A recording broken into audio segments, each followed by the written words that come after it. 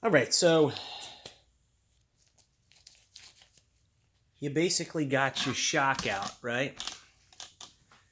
You got your upper control arms, and they are specific. They're not specific to each side per se, I don't think, but let's take a look. We got our new ones here. Let's go ahead and open these up. You gotta be careful when you cut them with a knife. I've done it before. I actually really have sliced open new parts with a knife. Alright, so got our nice new part here. Hopefully it's as nice as the old part. And that looks like that guy. Kind of doesn't, does it? No, it does not. Does not look like that guy. One of these things is not like the other.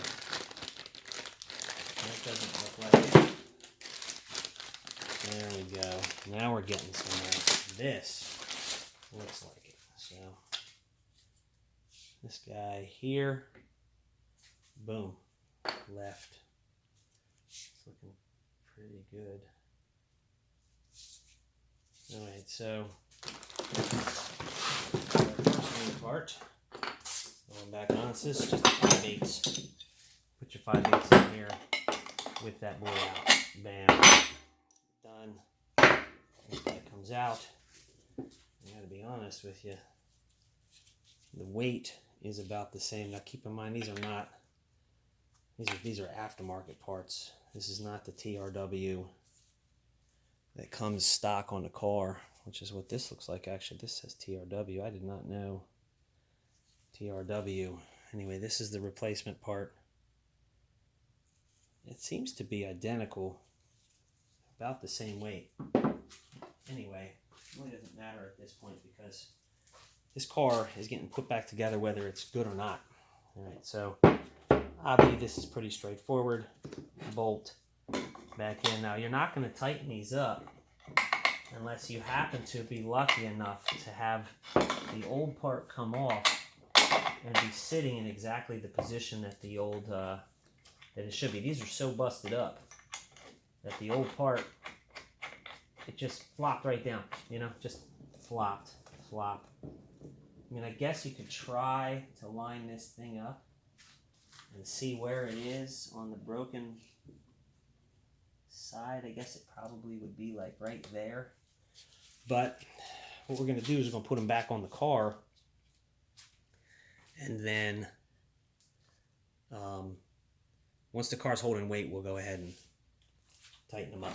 So there's old part, there's new part number one, right? We'll just get this guy snug. All right, get this guy snug.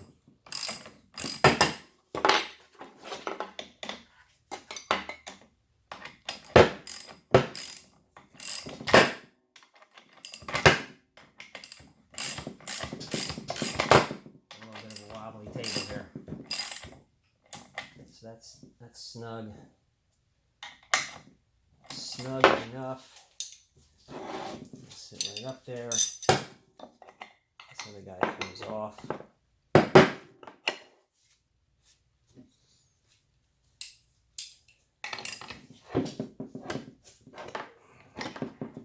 I should do this on the ground so I don't hurt myself.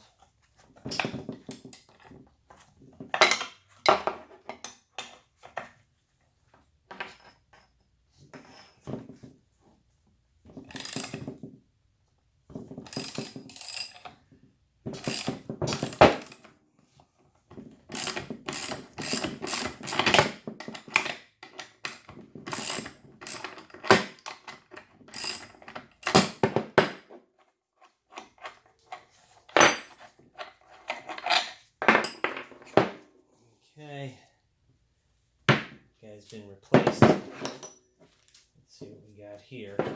We got the opposite there. It's the opposite there, right? Let's see what this other guy, that goes to the other side, obviously. There. I'm going to put this back on here. Too big. Too small.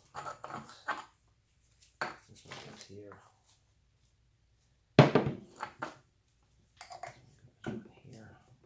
safe. And done. This looks like the right one.